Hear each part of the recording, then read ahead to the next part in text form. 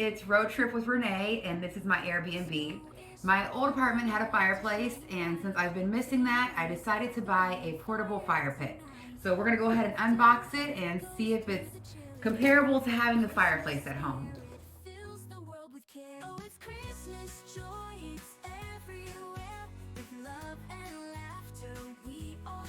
Does the sound of styrofoam drive anybody else crazy?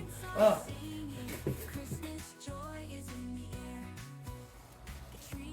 All right, so this is the base, and then this metal piece right here is where we'll put in the liquid. You can use alcohol, but I actually purchased fireplace fuel. So I have never used this before. Got a little match here.